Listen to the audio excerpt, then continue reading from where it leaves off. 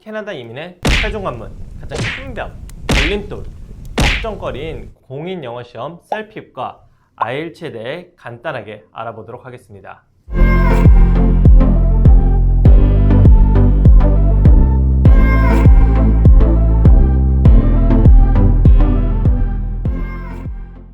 하나, 둘, 셋. 안녕하세요. 둥지TV 신법사입니다. 캐나다에서는 영어와 불어가 공용 언어이기 때문에 이민 시 두 언어 중 한 가지 점수는 제출해야 합니다. 하지만 캐나다 내에선 퀘벡주를 제외한 다른 주에서는 불어를 많이 사용하지 않기에 많은 이민 신청자분들은 영어 시험에 많이 집중을 하고 있습니다.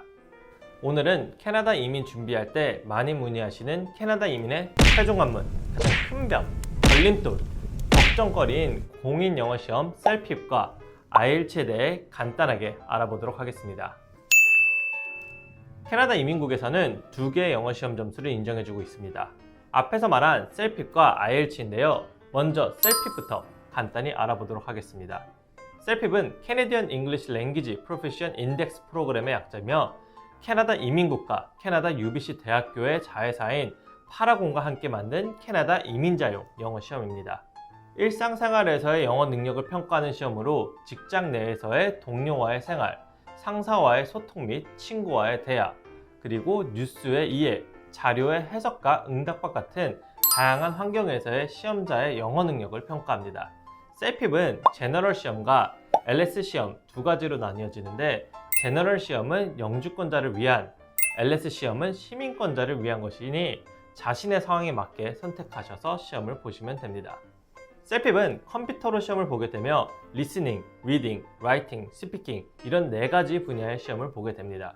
시험 응시비는 대략 캐네디언 달러로 200불대 후반이며 특징으로는 리스닝과 리딩은 객관식으로만 출제되고 리스닝은 북미 억양만으로 출제가 됩니다. 그리고 시험 중 이전 문제로 돌아가 답을 수정할 수 있는 IELTS와는 달리 셀핍은 해당 문제에 답을 하고 넘어가게 되며 다시 수정이 불가능하니 신중하게 시험을 봐야 합니다. 시험 난이도는 IELTS보다는 약간 낮다는 평들이 많고 셀핍은 캐나다에서만 인정이 되는 영어 시험이니 사용 목적에 맞게 선택하셔야 됩니다. 다음은 IELTS입니다. IELTS는 International English Language Testing 시스템의 약자이며 영국 캠브리지 대학에서 주관하는 시험입니다. 이민 목적으로 영어 시험을 보기도 하지만 대체로 토플 시험과 함께 전 세계 여러 대학에 필요한 영어 시험으로 많이 알려져 있습니다. IELTS는 제너럴 모듈과 아카데믹 모듈로 나눠져 있는데 제너럴은 이민자들을 위한 시험이며 아카데믹은 대학 입학 목적의 시험입니다. IELTS는 컴퓨터 또는 페이퍼 시험 중 선택하여 응시할 수 있고 셀핍과 마찬가지로 리스닝, 리딩, 라이팅, 스피킹 이런 네 가지 분야로 이루어져 있습니다.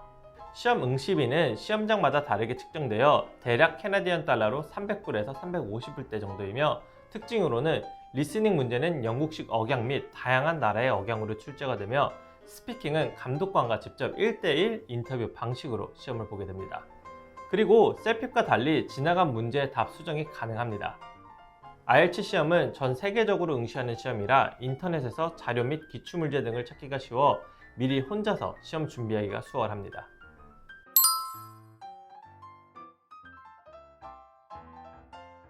마지막으로 캐나다 이민 영어 성적 자격 요건인 CLB 점수는 셀핍과 IELTS 시험 점수를 환산하여 확인이 가능합니다.